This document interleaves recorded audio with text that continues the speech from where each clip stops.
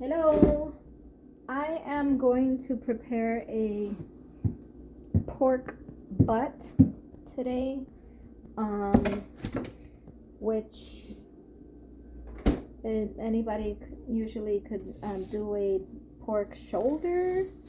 I'm gonna do a pork butt. They had them smaller in the store, and I didn't necessarily want an entire picnic pork shoulder. So I'm gonna turn this around, show you the size of my, it looks big, but then if you put my hand, you can see that it's not, compared to the pork shoulder, the pork shoulder would have been the size of the cutting board. I have washed this. I put it in the refrigerator because I ran to the store because I did not have banana leaves, and I used banana leaves in my container to cook it. So with that being said, I'm going to tell you what my ingredients are for the rub. Here are my banana leaves. It's pretty cool. They sell fresh banana leaves at the store. That entire bag was $1.59. And so I'll tell you what the ingredients are that I use for the rub. And it's, everybody does it different. Some people put sofrito, which that's up to them. This is how I prepare my pork shoulder. In this case, it is a pork butt. First and foremost, we're going to preheat the oven, bake 350, and get that going. In the meantime, the ingredients that I use in my rub are salt, Sazon. This is just for coloring, a little bit of coloring. It doesn't need to be red, just a little bit of coloring. Oops. Cumin, fresh garlic, lots and lots of garlic, olive oil, and black pepper. All right, so let's get this started. I'm going to turn the camera around so that you guys can look down on what I'm doing. Okay, so we are going to start by being generous with our salt. Move things out of the way. You have your container, and we are going to start with, I'm going to say for that size pork butt, I don't measure. I really don't measure, so this is a stirring spoon, I guess, one, and maybe that's it. Okay, I really don't measure. Pepper, here we go. We're going to use the big opening that not a lot of people use, but we're gonna go ahead and do it up with a lot of pepper.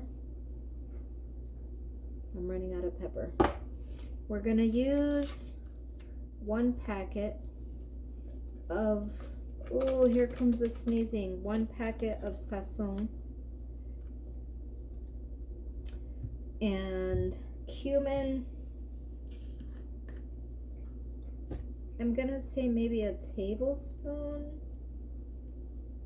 Yeah, that's about it. Not even a tablespoon, that's more of a teaspoon. In the meantime, let me go ahead and chop up my garlic. And this is gonna be a rough chop.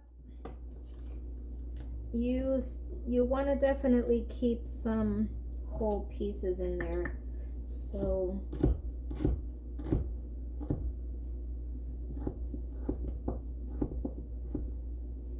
this is 2 cloves.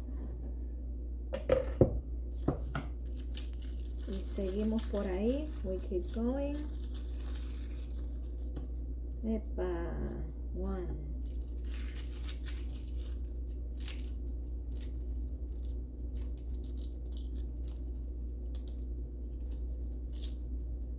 Try to get like the fattest cloves.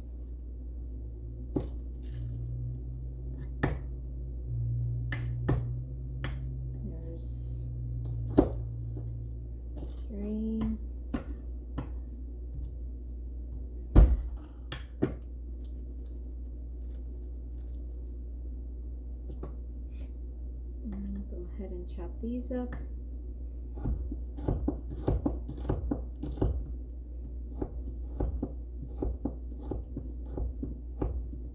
Don't make fun of my cutting board. I don't throw things away. My cutting board broke. It was round. It was actually the shape of an apple. So that's why you guys can see like this is the outer part. But just because your cutting board breaks doesn't mean you gotta throw it out. I still have the other part of the cutting board and I use it. I mean, sometimes you only need a piece, right? Like this, I'm only doing garlic. I don't need a whole cutting board. Of course, these are wooden cutting boards. I cannot stand glass cutting boards. The pepper is getting to my nose. Hold on a second while I sneeze.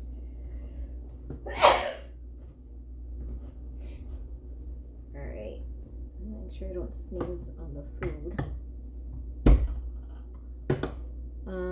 But I don't know how people can use glass cutting boards. Every time, so Cindy, these little things are sticking in my hands. Every time I cut, I mean, just the scraping of, oh, here's another runaway garlic clove. The scraping of the knife or a fork or a spoon on the glass, it's like, who does that? So yeah, and believe it or not, I still need more garlic. That's not enough. All right, so let me just pause this while I cut up some more garlic. Okay, so I cut up the garlic that I needed, and this is a cooking tip, is when you go to the grocery store or if you're anywhere where there's like newspaper stands and stuff, just grab a whole bunch of newspapers. They serve well for this kind of stuff where you just, you know, when you're peeling and cutting vegetables, a lot of vegetables for making soups or whatever, you just throw it there and you leave it there. In the meantime, we're done with this. Now we're gonna take some olive oil and go ahead and put, that's maybe, I think that was maybe 2 tablespoons. I'm gonna add a little bit more olive oil. And if whoever is saying, oh my God, olive oil, that's so fat, you're adding more fat. I mean, can we be realistic here and say that even if I wasn't adding the olive oil, we would still be consuming a lot of fat? So clearly, pork butts and pork shoulder is not for people who are counting their calories or watching their weight. And to be quite honest with you, I probably have a pork shoulder or pork every like 4 months or something, and to me it's a treat. I treat myself when I'm craving pernil or a pork butt. All right, so we're gonna set this aside and it should be running. I mean, you see that? So with nice chunks of garlic, and I think I'm gonna add just half of 1 more packet of Sazon.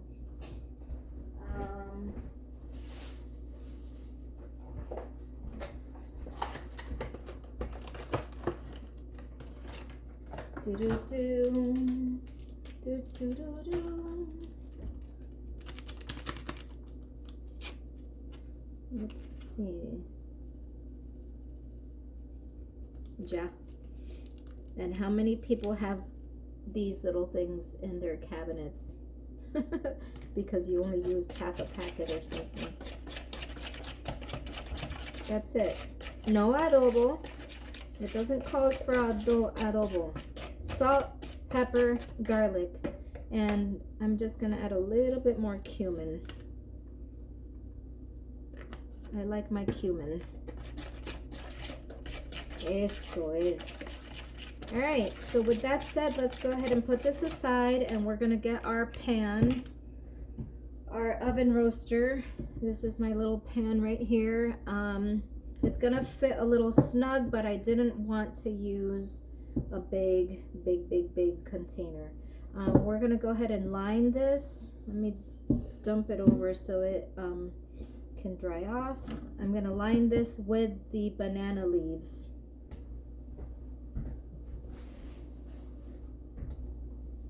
And since it's a small one, we might get away with maybe there's one, and I'm measuring it like this, so we can do one here. Actually, this one will serve the whole thing. We might get away with one. I'm gonna get some extra pieces just in case.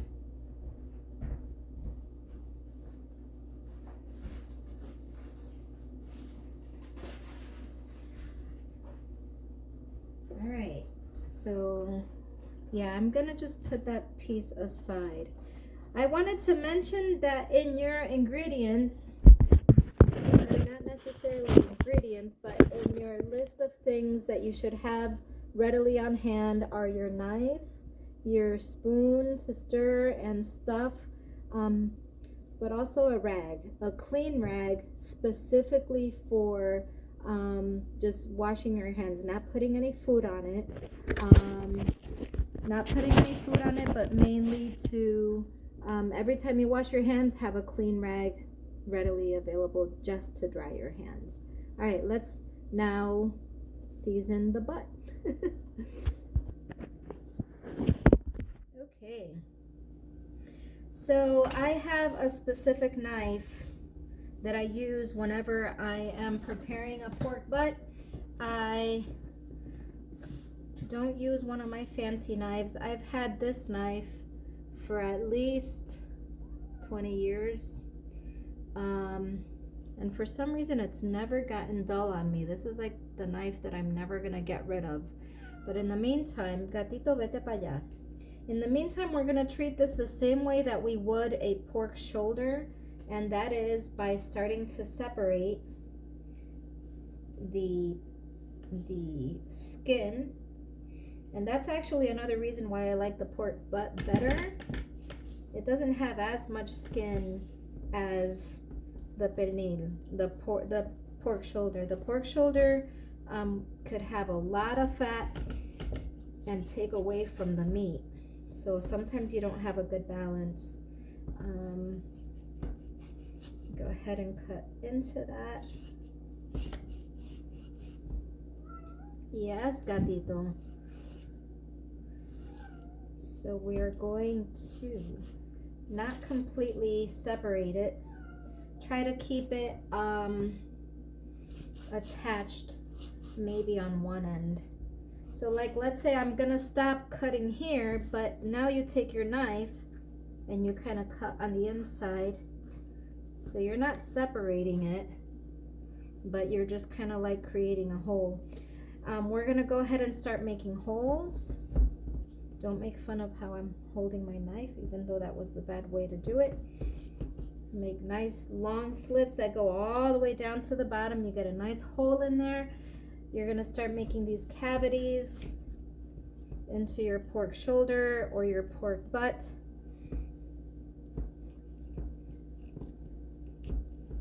There's a bone in there somewhere, but right there, there's the bone. So what I normally do with a pork shoulder is wherever the bone is, I try to get as close to the bone, like that hole right there. We're gonna use that to our advantage and put some of the stuffing, not the stuffing, the rub in there. This thick piece, make a nice slit in there. And then there's another bone. We're gonna come over here close to the bone. And that actually goes all the way down to the bottom. So at this point, there's on this side, we're gonna cut another cavity right there. All right, So let's get stuffing. All right, you take your rub and you just shove it in there.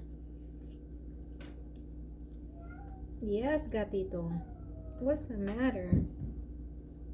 You kind of shove that in there. And here's my rub. You have it close by. You do that. And actually, I'm gonna switch at this point from the cutting board to the pan that I'm gonna use. If I could lift the cutting board. Eso, Cindy. The cutting board is now stuck to the, all right, transfer that to my sink and bring this over. And the reason being is because you don't want to lose any of your rub. So that's gonna go in there. For anybody who's thinking, oh my God, she used so much salt, trust me, it gets penetrated into the pork. It gets, and you know, that's a lot of meat in there. So this little cavity in here,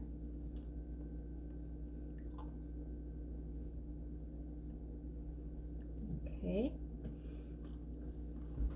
Now we're going to turn it over on its bottom and start stuffing the holes that we did under the skin. Make sure you shove those garlic pieces in there. Now I can't find my holes. Holy Mary, I lost my hole. Let's make a hole. So always just kind of like keep your knives nearby. And put that in there and shove those little garlic pieces in there. All right, I don't think I got all the holes. I'm gonna keep turning this around until I get all of my holes. I got those. And on this side, did I make any holes? I got that one. Could probably use one here. Ahí. A lot of garlic. And shove, shove, shove all the way down. Shove that garlic all the way down. There. Okay, so I'm pretty sure I got all the holes. Now what we're doing is we're going to completely use our hands as such, like this, and we're going to slather the pork. The last part that you're going to do is the top, because you want to do the bottom first. Do the bottom. Do the sides. Okay, you're going to put that down into your pan.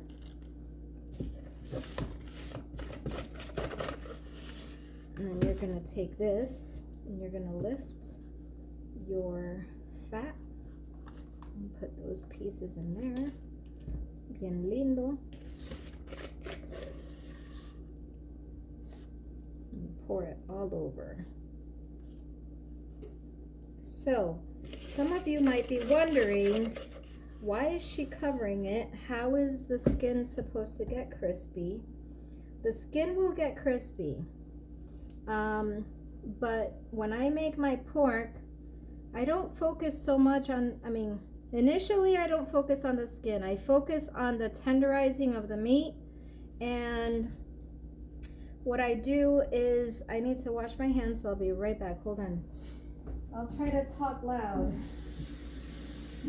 What I do is I make sure that the skin gets the meat gets tenderized first.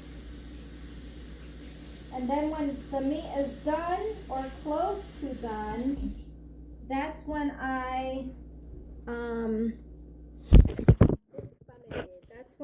when the meat is done or close to done, that's when I remove the lid and dry my hands. I remove the lid and the leaves, any leaves that are covering it. And then you can allow for the skin to crisp up.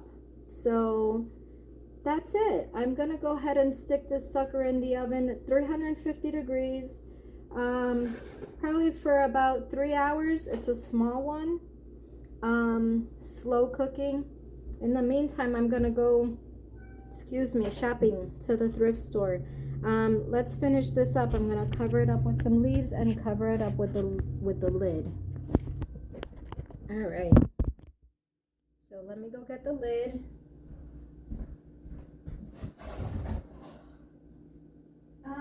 It's very helpful to have your stuff readily available. I don't know where the lid is.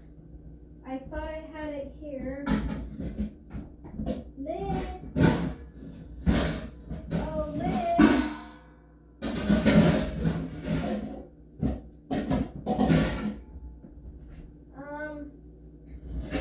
There it is. All right, we found the lid. Now we're gonna take some of those extra green leaves, banana leaves, and we're gonna kind of like tuck this around it like this, nice and snug, and put that in there. Get another piece. Come on, you can stay there. Este cantito que se meta por aquí y este que se vaya por acá. We're gonna tuck that in.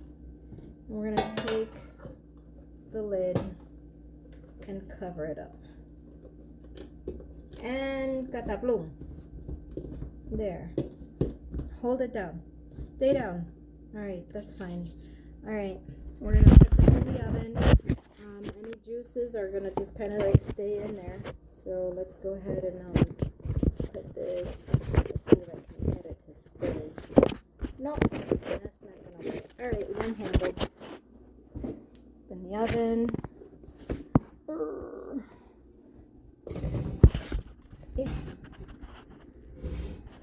See you later, piggy.